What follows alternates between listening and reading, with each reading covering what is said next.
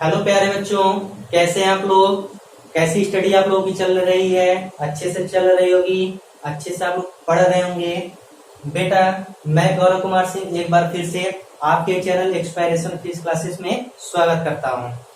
बेटा, जैसा कि काफी दिनों के बाद मैं आप लोगों को वीडियो प्रोवाइड करने जा रहा हूं, उसका रीजन आपके सामने लगा हुआ यह ग्रीन बोर्ड है, जिसमें काफी बच्चों को यह प्रॉब्लम होती थी कि उस व्हाइट बोर्ड पे काफी वर्ड ऐसे होते थे जो आप लोग को क्लियर नहीं दिखते थे। तो ऐसी प्रॉब्लम दोबारा न हो, उसी प्रॉब्लम को फिनिश करने के लिए मैंने यह ग्रीन बोर्ड बनवाया है। तो बेटा, टाइम थोड़ा सा इसमें ज्यादा लग गया है, तो अब टाइम को हम न देखते हुए हम अपने स्टडी को अब कंटिन्यू करते हैं। और पर डे बेटा आप लोगों को वीडियो मिलती रहेगी और अपनी कंटिन्यूटी आप अब बनाए रखिए और अपनी स्टडी अच्छे से करते चलिए। आइए बेटा, अब हम शुरू करते हैं अपने टॉपिक पे, जिसमें हम लोग डिस्कस करेंगे क्लास 12 के स्टूडेंट्स के लिए, जिसमें हम लोग डिस्कस कर रहे थे chapter number 2 electrostatics potential and capacitance. तो बेटा मैं यहाँ लिखता हूँ और तो आज हम डिस्कस करेंगे बेटा क्लास 12 के बच्चों के लिए, जिसमें हम लोग डिस्कस कर रहे हैं चैप्टर सेकेंड और चैप्टर सेकेंड बेटा जो हम लोग का है वह है इलेक्ट्रोस्टैटिक्स पोटेंशियल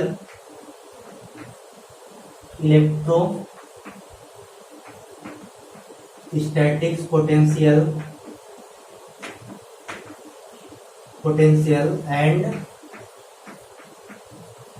कैपेसिटेंस। तो ये बेटा हम लोग का चैप्टर है फिजिक्स का, chapter number 2 electrostatics potential and capacitance. इसमें बेटा हम लोग पोटेंशियल के बारे में अभी डिस्कशन शुरू किए थे, जिसमें हम लोगों ने पार्ट 5 तक डिस्कस कर लिया है। आज हम डिस्कस करेंगे अपना पार्ट नंबर 6। आज हम डिस्कस करेंगे बेटा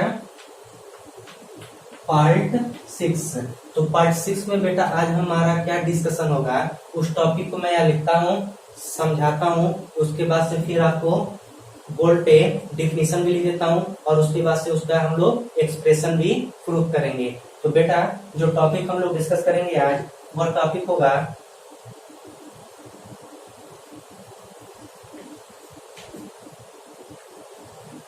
इलेक्ट्रोस्टैटिक्स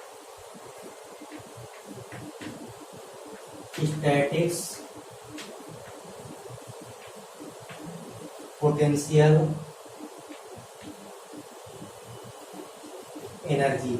या बेटा इसी को हम एक लैंग्वेज में और पढ़ते हैं, इलेक्ट्रिक पोटेंशियल एनर्जी। तो याद रखिएगा बेटा, अगर एग्जामिनेशन में इलेक्ट्रोस्टैटिक्स पोटेंशियल एनर्जी आता है या फिर इलेक्ट्रिक पोटेंशियल एनर्जी आता है, तो दोनों का मतलब एक ही होता है, दोनों का अर्थ एक ही है। तो इसको बेटा हम लोग हिंदी में पढ़ देते हैं, स्थिर वैद्युत स्थितिज ऊर्जा। या बेटा और करके जो सेकंड लिखा गया है, इसका मतलब ये होता है वैद्युत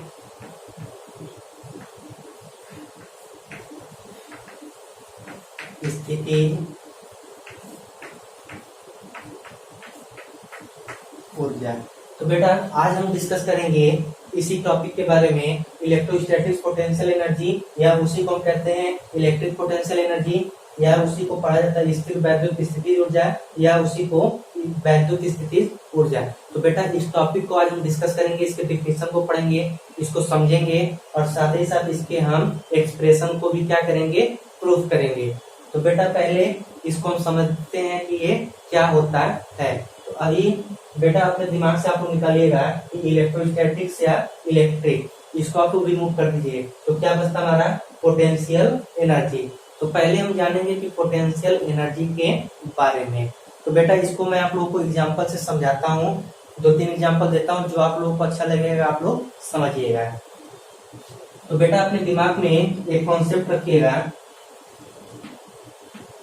एक कॉन्सेप्ट अपने दिमाग में आप लोग रखिएगा कि जब भी कोई ऑब्जेक्ट मोशन में होती है, मोशन का मतलब क्या है, जैसे कार चल रही है, बस चल रही है, साइकिल चल रहा है, टू व्हीलर चल रहा है, पंखा चल रहा है, तो ये सारी कंडीशन जो होती है बेटा, इस सारी कंडीशन को हम कहते हैं कि ऑब्जेक्ट किस कंडीशन में है, मोशन में है। किस कंडीशन में बेटा, मोशन में है। यानी जो भी ये गाड़ी चल रही है, पंखा चल रहा है, टू व्हीलर चल रहा है, कार चल रही है, ये सारे किसमें हमारे, मोशन में है। और जब भी कोई ऑब्जेक्ट मोशन में होता है तो बेटा उसमें जो एनर्जी हमको मिलती है, उस एनर्जी को हम कह देते हैं काइनेटिक एनर्जी। क्या कह देते हैं बेटा, काइनेटिक एनर्जी। क्लियर बेटा, याद रखिएगा, जब भी कोई ऑब्जेक्ट मोशन में होगा तो हम कह देंगे कि उसमें कौन सी एनर्जी हो रही है, काइनेटिक एनर्जी हो रही है। तो पहला पॉइंट आपका ये है। दूसरा पॉइंट बेटा याद रखिएगा कि जब भी कोई ऑब्जेक्ट पोजीशन में होती है, यानी जब भी कोई ऑब्जेक्ट बेटा पोजीशन में होगा, तो जब भी कोई ऑब्जेक्ट बेटा पोजीशन में होता है तो हम कह देते हैं कि उस ऑब्जेक्ट में जो एनर्जी होती है, उस एनर्जी को हम कहते हैं पोटेंशियल एनर्जी। क्या पढ़ देते हैं बेटा, पोटेंशियल एनर्जी। अब इसको हम थोड़ा सा एग्जांपल से समझते हैं कि क्या होता है। तो काइनेटिक एनर्जी तो आपको समझ में आएगा कि ऑब्जेक्ट अगर मोशन में है उसमें जो एनर्जी होती है काइनेटिक एनर्जी होती है। इस पोजीशन का क्या मतलब है, जैसे बेटा जिस रूम में मैं पढ़ा रहा हूँ इसमें ये जो साउंड लगे हुए हैं या फिर मेरे सामने जो प्रोजेक्टर लगा हुआ है, तो इसमें जो एनर्जी होती है उस एनर्जी को हम क्या कहते हैं, पोटेंशियल एनर्जी।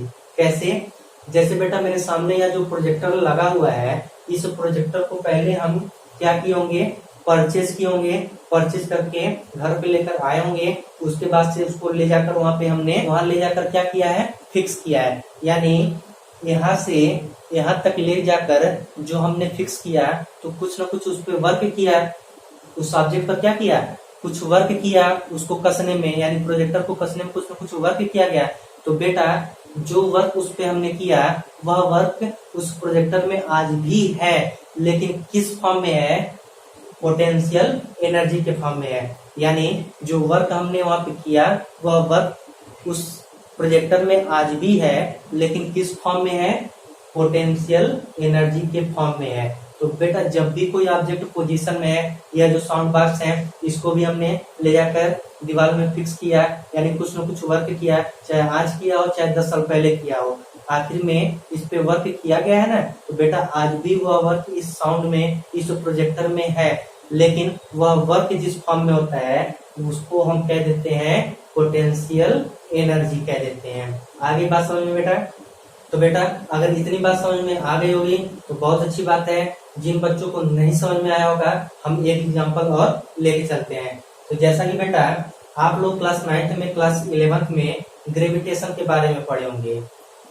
ग्रेविटेशन के बारे में डीपली आप लोगों ने 11th में भी पढ़ा है और 9th में भी पढ़ा है। तो उसमें बेटा जैसे कहा जाता है कि अगर कोई ऑब्जेक्ट हमारा, कि उस ऑब्जेक्ट को क्या करते हैं हम ऊपर की ओर लेकर आते हैं, तो बेटा उस ऑब्जेक्ट पर वह अर्थ क्या करता है, फोर्स लगाता है। और कौन सी फोर्स लगाती है, ग्रेविटेशनल फोर्स। उस ग्रेविटेशनल फोर्स के अगेंस्ट हम अपना फोर्स लगाते हैं और ऑब्जेक्ट को क्या करते हैं, नीचे से ऊपर लेकर आते हैं। वो अपनी ओर खींचता है और हम अपना फोर्स लगाकर ऊपर लाते हैं। तो बेटा इस ऑब्जेक्ट को ऊपर लाने में जो वर्क हम किए, वह वर्क इस ऑब्जेक्ट में जिस फॉर्म में होता है उसी फॉर्म को हम क्या कहते हैं, पोटेंशियल एनर्जी। लेकिन कौन सी पोटेंशियल एनर्जी कहेंगे, ग्रेविटेशनल पोटेंशियल एनर्जी। क्यों, क्योंकि हम अर्थ के अगेंस्ट इसको लेकर आ रहे हैं, तो वर्क हमने किया, उस वर्क को हम कह देते हैं कि उस ऑब्जेक्ट में किस फॉर्म में है, ग्रेविटेशनल पोटेंशियल एनर्जी के फॉर्म में है। यहाँ तक बात समझ में आ गई बेटा। अगर इतनी बात समझ में आ गई होगी तो ऐसे ही हम बता देते हैं किसके बारे में, इलेक्ट्रोस्टैटिक पोटेंशियल के बारे में। कैसे बताया जाएगा, देखिए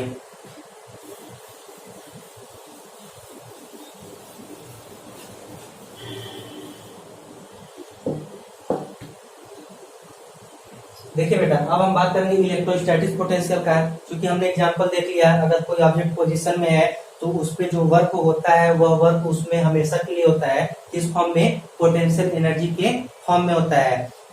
अगर अर्थ के रिस्पेक्ट में हम किसी ऑब्जेक्ट को किसी पॉइंट तक लेकर आए तो अर्थ के अगेंस्ट हम अपना फोर्स किए, यानी ग्रेविटेशनल फोर्स के अगेंस्ट हम अपना फोर्स अप्लाई किए, तो उस ऑब्जेक्ट में जो वर्क हमने किया वह वर्क उस ऑब्जेक्ट में हमेशा ग्रेविटेशनल पोटेंशियल एनर्जी के फॉर्म में होता है। ऐसे ही बेटा अगर हम इलेक्ट्रोस्टैटिक्स की बात करते हैं तो अगर हम मान लेते हैं कि कोई दो पॉइंट है, पॉइंट ए और पॉइंट बी, इस पॉइंट ए और पॉइंट बी पर अगर हमने दो चार्ज लिया है, एक पॉजिटिव और सेकेंड वन भी पॉजिटिव, आप एक पॉजिटिव भी कर सकते हो, निगेटिव भी कर सकते हो, इसमें कोई रिस्ट्रिक्शन नहीं है। तो बेटा अगर दो पॉइंट पे हमारे दो चार्जेस हैं तो इनसे जो सिस्टम बनता है उसी सिस्टम को हम क्या कहते हैं, इलेक्ट्रोस्टैटिक्स पोटेंशियल एनर्जी। अब यह कैसे हम जानेंगे कि हम इसको इलेक्ट्रोस्टैटिक्स पोटेंशियल एनर्जी कहते हैं? तो बेटा देखो यहाँ पे, जैसे अगर हम बात करें पॉइंट ए पे, तो पॉइंट ए पर यह पॉजिटिव चार्ज हमारा क्या है, कहीं इनफाइनाइट पोजीशन से आया होगा, तो कहीं से भी इस प्लेन में इधर से भी, इधर से भी, इधर से भी, इधर से भी, यानी कहीं से भी इस पॉइंट ए पर हमारा क्या होगा, एक पॉजिटिव चार्ज आया, कहां से आया, इनफाइनाइट से आया। क्लियर है? तो बेटा याद रखिएगा, इस पॉइंट ए पर जब हम पॉजिटिव चार्ज लेकर आए, कहां से, इनफाइनाइट से, तो इस पर हमारा कोई भी वर्क नहीं होता है। क्यों?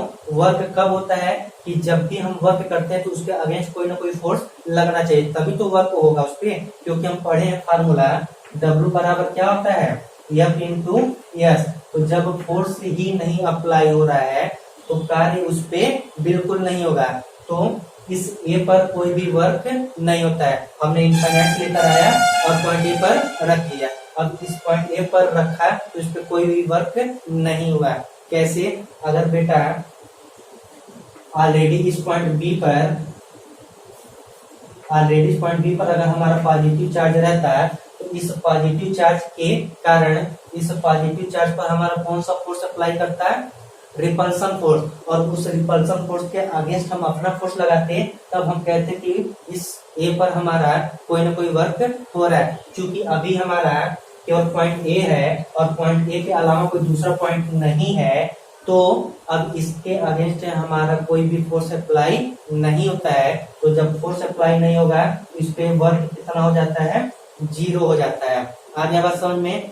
ऐसे ही बेटा अगर हम कोई पॉइंट बी ले लेते हैं और फिर इनफाइनाइट से हम किसी चार्ज को लेकर आते हैं, तो हम मान लेते हैं फिर इनफाइनाइट से हमने एक चार्ज को लेकर आया, कौन सा चार्ज, पॉजिटिव, आप नेगेटिव भी ले सकते हो। तो जब हम पॉजिटिव चार्ज लेकर आए इस पे हमको वर्क करना पड़ा। कैसे बेटा?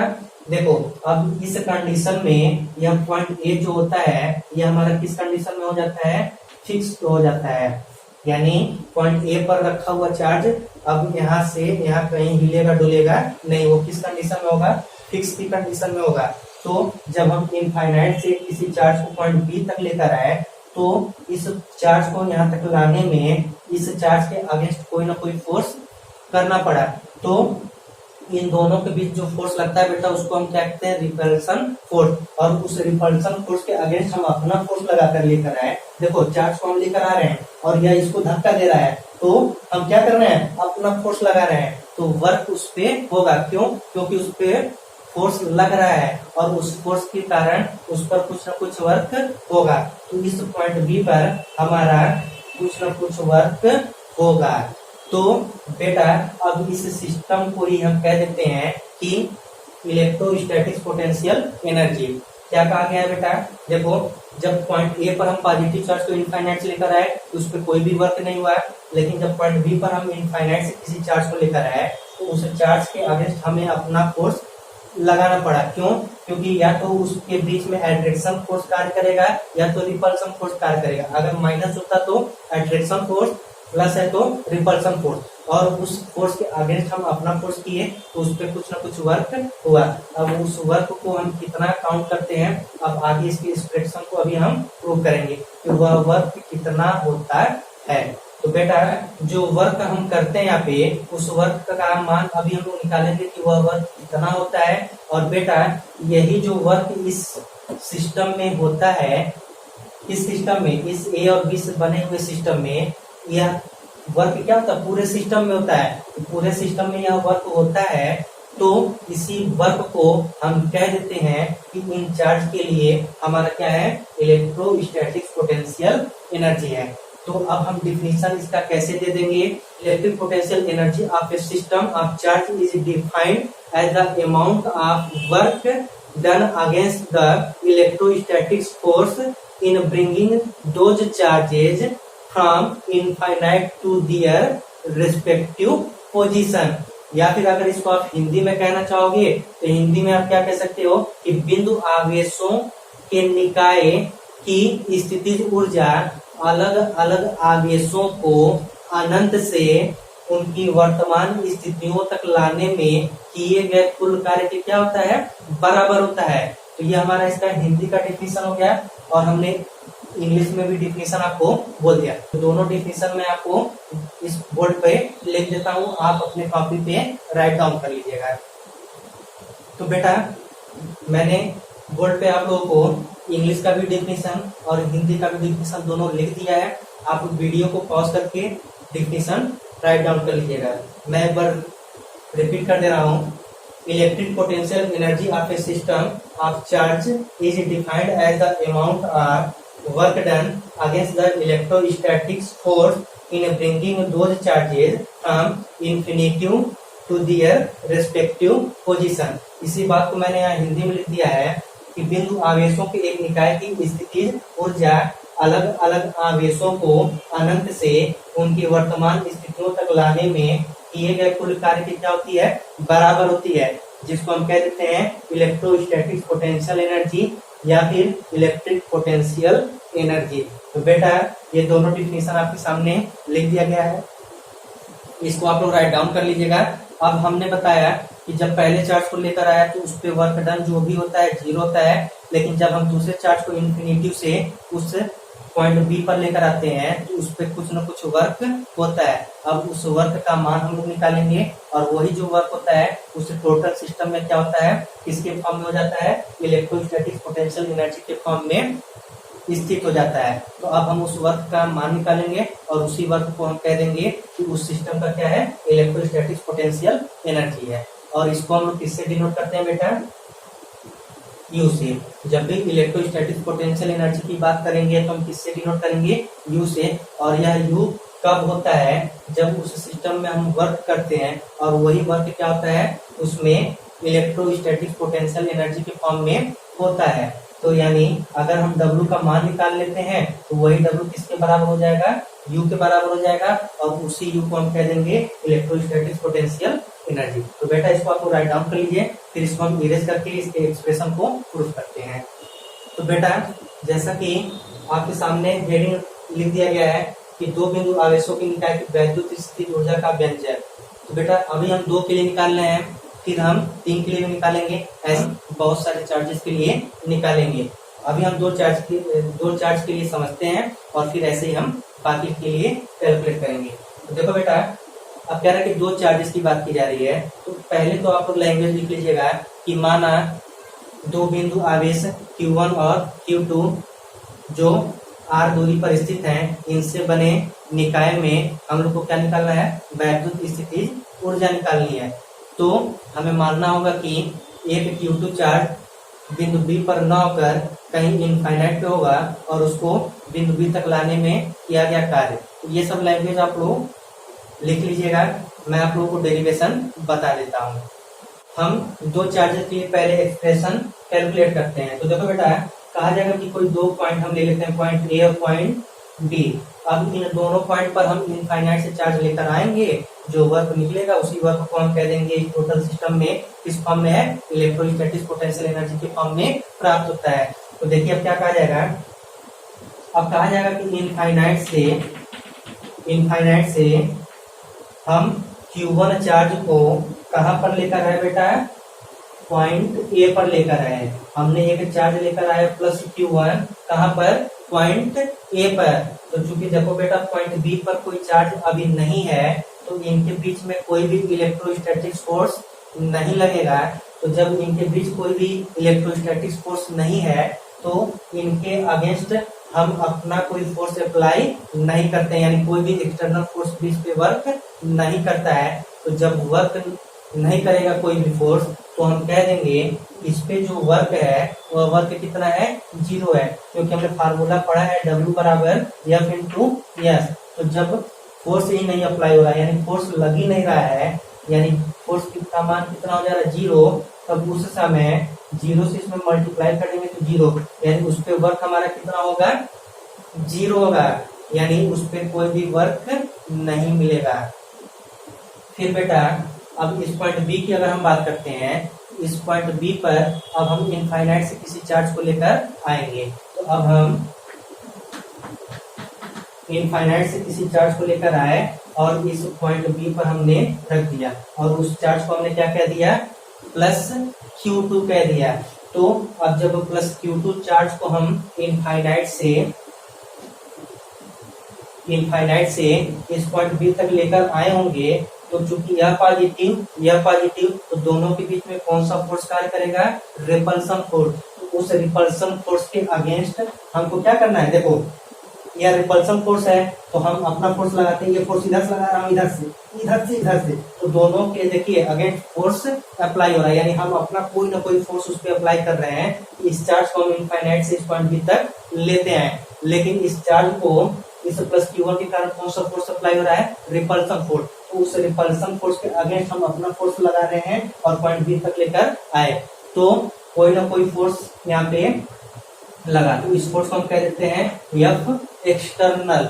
तो यहाँ पे कोई ना कोई वर्क हमको मिलता है, लेकिन उस वर्क का मान अभी हमको पता नहीं है, और यहाँ पे हमारा जो वर्क होता है वो कितना होता है, 0 होता है। तो यह जो वर्क हमने करके इस चार्ज को इस पॉइंट बी तक लेकर आया, तो यह वर्क इस पूरे सिस्टम में यह जो कार्य मिलता है, यही कार्य बेटा इलेक्ट्रोस्टैटिक पोटेंशियल एनर्जी के फॉर्म में मिलता है। तो अब इस वर्क का मान हम निकालते हैं, और वही वर्क हमारा क्या हो जाएगा, इलेक्ट्रोस्टैटिक पोटेंशियल एनर्जी फॉर 2.4। तो अब देखिए बेटा, अब इसको हम रिमूव करते हैं, क्योंकि इसका कोई मतलब नहीं, बस इसको मैंने समझाने के लिए आपको बना दिया। तो अब देखिए क्या होगा, क्या कहेंगे कि इसको भी हमने इनफाइनाइट से लेकर आया है, और इसको हमने इस पॉइंट ए पर कैसा कर दिया है, फिक्स्ड कर दिया है। क्लियर है। अब कहता है इस चार्ज को हम कहां से लेकर आए थे बेटा, इनफाइनाइट से लेकर आए थे। तो अभी देखा जाए इन दोनों चार्जेस के बीच का डिस्टेंस कितना हो जाएगा, स्मॉल r हो जाएगा। क्लियर है। तो अभी इस चार्ज को हम कहां पे रखते हैं, इनफाइनाइट पोजीशन पे रखते हैं। आ रही बात समझ में, इस इनफाइनाइट पोजीशन पे यह Q2 चार्ज है, और इसको हम लेकर कहां पे आते हैं, पॉइंट बी पर, और पॉइंट ए और पॉइंट बी के बीच का डिस्टेंस कितना है, r है। तो पहले बेटा इस पॉइंट बी तक की हम बात करते हैं। तो देखिए इस प्लस Q1 आवेश के कारण इस पॉइंट बी पर कोई ना कोई हमारा पोटेंशियल वर्क करेगा। तो यहाँ लिखेंगे प्लस Q1 आवेश के कारण, प्लस Q1 आवेश के कारण बिंदु बी पर विभव। तो देखो क्या लिखा गया बेटा, प्लस Q1 आवेश के कारण बिंदु बी पर विभव। तो अब बेटा प्लस Q1 आवेश के कारण जब बिंदु बी पर विभव निकालेंगे, तो देखो हमने इसके पहले प्रूव करवाया था किसी बिंदु आवेश के कारण किसी बिंदु पर वैद्युत विभव। तो यह बिंदु आवेश और किसी बिंदु पर वैद्युत विभव का मान हमने निकाला हुआ था। तो अब फार्मूला हमारा क्या हो जाएगा, अब इसको अगर इंग्लिश में आप लिखना चाहेंगे तो लिख सकते हैं कि potential on point be due two plus Q1 charge. तो अब हम लिख सकते हैं कि जो पोटेंशियल होगा V equal to 1/4πε0 A into, अब किस चार्ज के लिए हो रहा है, प्लस Q1 के लिए हो रहा है, तो यहाँ लिख देंगे हम Q1 अपन, अब इन दोनों के बीच का डिस्टेंस क्या है, R है। आगे बात समझ में, इसको हम बना देते हैं इक्वेशन नंबर फर्स्ट। क्लियर है बेटा। अब देखो, अब कहा जाएगा कि अब इस प्लस Q2 चार्ज को हम इनफाइनाइट से लेकर इस पॉइंट बी पर आए, तो इन दोनों के बीच में रिपल्सन फोर्स होगा, उस रिपल्सन फोर्स के अगेंस्ट हम अपना फोर्स लगा रहे हैं, यानी कुछ ना कुछ वर्क उस पे होता है। तो अब यह Q2 चार्ज हमारा कहाँ पे आ गया है, पॉइंट बी पर, और इन दोनों के बीच कौन सा फोर्स कार्य करेगा, रिपल्सन फोर्स। तो रिपल्सन फोर्स के अगेंस्ट हम अपना फोर्स लगाकर इसको कहाँ पर लेकर आए, पॉइंट बी पर। तो जब पॉइंट बी पर लेकर आए तो कोई ना कोई वर्क इस पे हुआ। वर्क क्यों हुआ, क्योंकि इस पे हमने फोर्स अप्लाई किया हुआ है। तो अब हम निकालेंगे बेटा, इस पॉइंट बी पर जब अनंत से Q2 चार्ज को लेकर आते हैं तो उस पर किया गया कार्य। तो अब देखो हम क्या लिखेंगे, प्लस Q2 आवेश को अनंत से बिंदु बी तक लाने में किया गया कार्य। देखो बेटा अब क्या कहा जा रहा है कि प्लस Q2 चार्ज को अनंत से बिंदु बी तक लाने में किया गया कार्य। तो बेटा देखो किया गया कार्य, तो जब किया गया कार्य की बात करेंगे हम, तो देखो एक फार्मूला आप लोगों ने पढ़ा होगा, जो वर्क होता है वर्क का फार्मूला क्या होता है, F इंटू एस। लेकिन बेटा यहाँ पे हम इस फार्मूले को यूज नहीं करेंगे। यहाँ पे जो हम फार्मूला यूज करेंगे वो फार्मूला हमारा होगा, एक पढ़ेंगे V equal to W upon q naught. और क्यू नॉट क्या होता था, टेस्ट चार्ज होता था जिसको हम अनंत से लेकर आते थे। तो यहाँ पे देखो बेटा इस क्यू नॉट की जगह पे किस चार्ज को हम लेकर आ रहे हैं, Q2 चार्ज को लेकर आ रहे हैं। तो यहाँ पे हम क्यू नॉट की जगह पे किस चार्ज को लिख देंगे, Q2 चार्ज को लिख देंगे। तो अब यहाँ से अगर हम वर्क निकालते हैं तो W बराबर कितना हो जाएगा, V इंटू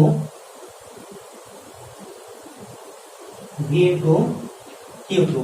देखो W निकालेंगे तो V में Q2 से क्या हो जाएगा, मल्टीप्लाई हो जाएगा। तो अब यहाँ से देखो बेटा इस फिगर को अब हम इरेज करते हैं, आप लोग इसको बना लीजिएगा।